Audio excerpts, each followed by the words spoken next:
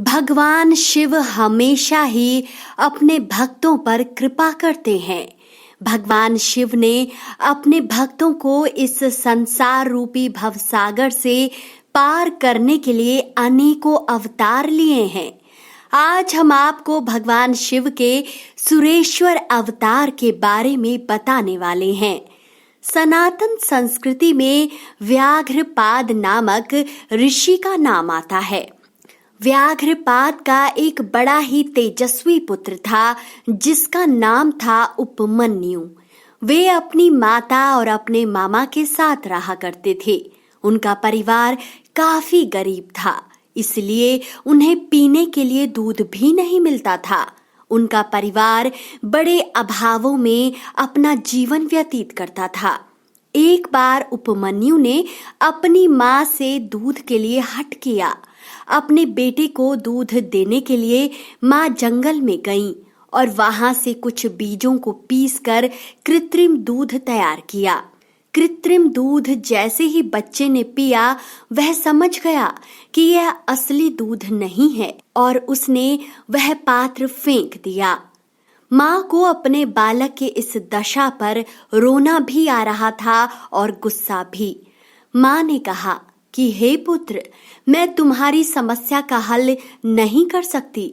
अगर तुम्हें दूध चाहिए तो देवों के देव महादेव से मांगो, वही तुम्हारी समस्या को समाप्त करेंगे।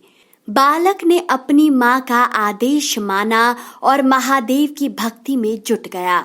सबसे पहले वह हिमालय पर्वत पर गया और वहां पर भगवान महादेव का एक मंदिर बनाया।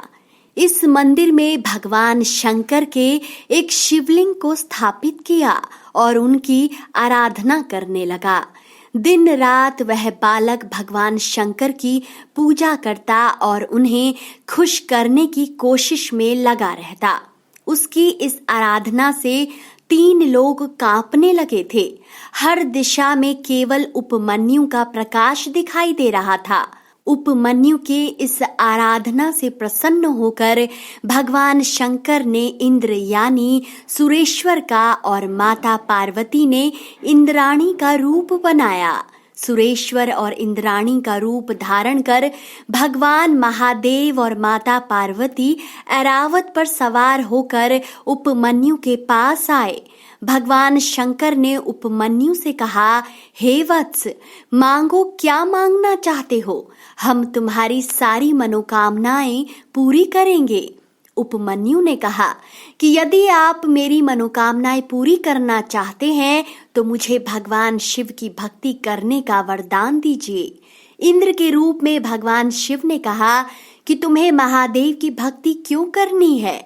मैं तुम्हारी सब मनोकामना पूरी कर सकता हूँ। इंद्र ने कहा कि तुम भगवान शंकर को भूल जाओ। इसके बाद इंद्र ने भगवान शिव को काफी भला बुरा कहा। अपने आराध्य महादेव के प्रति ऐसे शब्द सुनने के बाद उपमन्यु को बहुत क्रोध आया।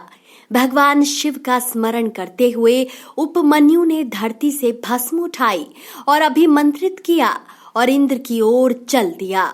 तब इंद्र रूप धारण करने वाले भगवान महादेव अपने असली स्वरूप में आए और उपमन्यु को अपना आशीर्वाद प्रदान किया।